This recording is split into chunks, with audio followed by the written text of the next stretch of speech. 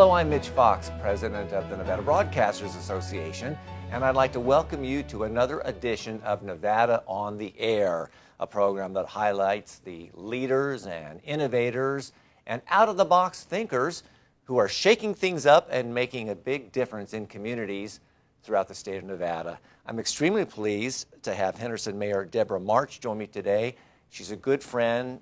She's one of our stellar leaders throughout the entire state. She's full of energy and passion, and it's just a thrill to have you on the show today. Thank you so much for having me here today. It's always a pleasure to come down to Nevada Broadcasters and to share some of the great things that are happening in our city, in the great city of Henderson. Well, thank you for joining us again. You are involved in so much. It seems like you're a whirling dervish. I mean, everywhere I go, I see you, and you've really invested so much of your time because you love the city of Henderson and love the people in the city of Henderson. Let me just ask you, first of all, about March On. You know, you're a very transparent elected official, right? Yes. You just believe in honesty, and then you have these town halls or community forums in which you just take all questions, right? Yes, absolutely. You know, one of the commitments I made when I was elected was to be more transparent as a city and to share more information about what the city was doing. And as I was on the campaign trail, I heard over and over from the public, you know, we want to know more about what the city is up to. So my commitment was to set up these monthly March On meetings to address a topic that's important to the public. This last month we talked about public safety and some of the things that our new Chief of Police, Letitia Watson, is working on, which are exciting. Her focused community policing and data-driven solutions in community policing. We're thrilled about that. The month before that, it was about smart cities, and next month we're going to be talking about the city clerk's office and all the services that they provide. And the public's welcome to come and ask any questions that they want, and hopefully we're addressing their concerns. And the one thing that we do also is that we video record each of these March On events, and we post them to our City of Henderson website. So we've already done 13 March On events, and folks can go back and look at any one of those 13 and learn something about the city and how we're doing business and how we're trying to be transparent. Oh, that's phenomenal. You know, you mentioned your new police chief, not new so much anymore, doing great things for the city of Henderson. New city manager, though, it just seems like you've got just the A-team in your administration right now. You know, we were blessed that Richard Derrick, our city manager, agreed to become our city manager. He was a deputy city manager and chief financial officer for the city of Henderson, and he's had a really steady hand in our community. You know, we have a AA+ bond rating, the highest bond rating of any municipality in the state of Nevada. We have one of the lowest tax rates of any municipality in Nevada at 71 cents per $100 of assessed value in property tax, and we have one of the lowest employee to citizen ratios. So we're trying to be prudent and smart with our public's resources, but also looking and planning for the future, making sure that we have the resources in play to be able to build that brighter future that we're talking about and see the growth and vibrant things that are happening, whether it's in the West Henderson area or even on the east side of Henderson and in our downtown on Water Street, making sure that we're plugging resources in where they need to be plugged in, ensuring that we have fire and police services in the neighborhoods, and that we're addressing the priorities that our residents have identified. You mentioned your property tax rate. Yes. I think that would probably come as a surprise to a lot of people because there's so many amenities and services to the people in the city of Henderson, parks and so forth. How do you do it? We haven't raised our property taxes in 28 years in the city of Henderson. We're smart about how we use our resources and prudent with those resources, and obviously some growth pays for growth, so we work with developers who are coming into the community and have them put some infrastructure in. And we have funding sources and new developments in the West Henderson area that's called the PIFNA for public infrastructure and WIFNA for water infrastructure. So they help contribute to some of the infrastructure development that needs to happen for neighborhoods to grow. Well, you mentioned West Henderson. There's a lot of activity going on out there. Tell us about it. Well, we're so thrilled that this last spring the Raiders agreed to, they purchased, and we closed in June, purchased 55 acres in the city of Henderson for their corporate headquarters and their practice fields. And so we are going to see $75 million in investment in their first phases, and we're also going to be working with them, and they're bringing in employees, and a lot of those folks are already arriving and new come every day, 250 employees that will be coming to the area. So we're excited about that development. We're working closely with the Raiders development team to get all of the entitlements in place, because we hope to break ground in November with the anticipation of opening in springtime of 2020. I remember attending your State of the City. What an announcement with the cheerleaders and everything. I mean, that was quite a coup. You probably don't want to betray your secrets, how you went ahead and got that together, but in the process, you probably thought to yourself, oh, this is huge for the city. It was very competitive, because there were probably 5 other locations that they were looking at in the valley, whether in Summerlin, Clark County, North Las Vegas, other locations, and so you have to be competitive in your negotiations. And we felt that we had the right location because we were adjacent to the Henderson Executive Airport, and they really saw that as an opportune location for them to be at because of what that meant for them and their team. When you graduated from UNLV, you became a park ranger. I did. And you went throughout the entire state of Nevada. Yes. And I would imagine you had a love for the outdoors even before that. Yes. But I'm thinking, when you saw the jewels in the state of Nevada, did you develop even a stronger attachment to parks and outdoor spaces? And how have you incorporated that philosophy into the city of Henderson? You know, I call myself a big outdoors woman. I love to hike, I love to explore, I backpack, I river raft, I kayak, I love to horseback ride. I love to do things in the outdoors, and Nevada has so many incredible resources. And I was out at Red Rock Canyon and was stationed for a couple of years up at Lake Tahoe State Park, and then went to rural Nevada, where my husband was the game warden there. And so I had the opportunity to really explore a lot of different places in Nevada, and I do have a love for nature and a love for the natural resources. And if we don't take care of our natural resources, that's our future for our children and our grandchildren. That's our legacy. And so as I come into a city, in running a city, I think it's important that we value our parks, our parks and recreation, our natural resources, the opportunities that we have for folks to commune with nature. And in fact, it's our goal to have a park or a trail.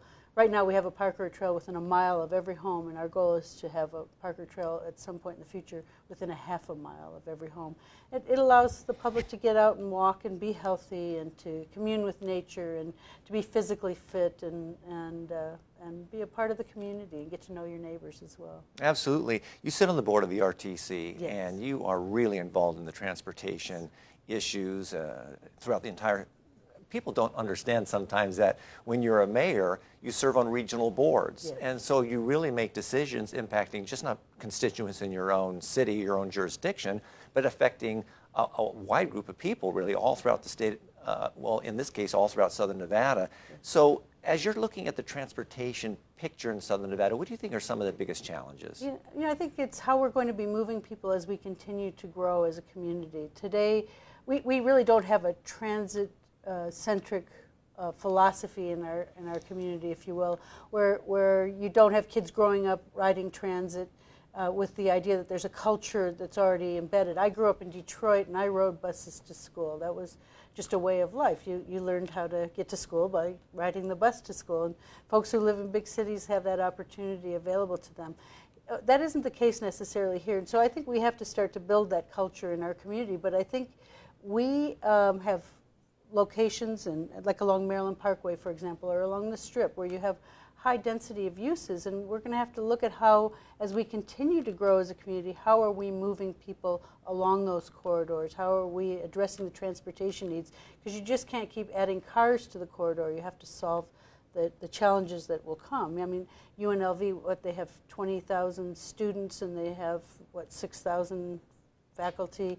You have the airport that has all sorts of employees that work there, maybe 6,000 employees. You have the Boulevard Mall. You have the hospital. You have the folks that work downtown. So that whole Maryland Parkway corridor, for example, covers a lot of folks who are in need of transit. And if you could create a system that works for them, that's efficient and moves people, you won't have the challenges of being in bottleneck and traffic tie-ups on your roadways, that you'll be able to move larger groups of folks through more transit options that are available to them. And we've got a great CEO, Yes. Tina Quigley. We do. She's a visionary, really. She's always one step ahead. Yes. She's looking at the next initiative, Yes. And I think she provides great leadership, as I'm sure you agree. Absolutely. And I think that as we look at the smart city initiatives that we need to be planning for the future, that today's technology isn't going to work tomorrow. We're going to have to be thinking forward to solve the challenges of our future. You know, Henderson, for example, when I first came on the city council, our population was probably about 165,000 people. We're now at around 310,000 people. So we're growing, and we just need to be doing it smart. We need to be intelligent about how we move people, about how we deal with the challenges in our community as well. You know, we have, for example, our folks that work in our dispatch are able to trigger lights so that the fire trucks and the police cars can get to an emergency. And that's part of the reason we have a high survival rate for our heart attacks and stroke victims, that it's because we are able to respond to an emergency quickly in our community. There's a lot of things that we do around smart city technologies. You recently participated in the U.S. Conference of Mayors Yes. annual meeting. What did you glean out of that? You know, it was a great conference, and I actually carried some legislation before the mayors, and I actually had 15 co-sponsor mayors from around the country who co-sponsored with me a data protection resolution that protects data. You know, the city of Atlanta, I was surprised to learn at the conference, the city of Atlanta was compromised, and it's cost them $20 million to rebuild the data that they lost. Well, we have to be planning not only as a city or as a county, but also private businesses and even nonprofits, how we're protecting our data to ensure that there aren't incursions into our system that compromise our data and our ability to serve the public that we serve. What if our water system or our sewer system was compromised? I mean, that would truly compromise the effectiveness of our city and how we take care of our public. And so it's really important that we be on top of this. And so the resolution going forward that was adopted by 100% of the mayors will ask the federal government to become more engaged and to adopt these resolutions and to incorporate that in how they do business and ensure that they are providing resources to communities and to local governments to help us to build these systems to protect our data. Absolutely. You've been in office a little over a year.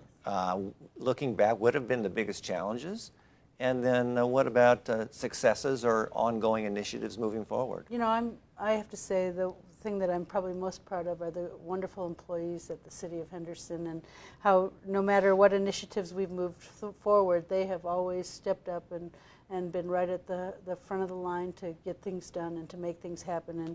And an example of that is the October 1 event. And our city opened up our Emergency Operations Center, and our staff from across the city stepped up and operated that Emergency Operations Center, and our police and fire responded where they were needed. And this was a community effort, and truly I'm most proud of our employees who care about the people of our community and who stepped up and were part of the solution.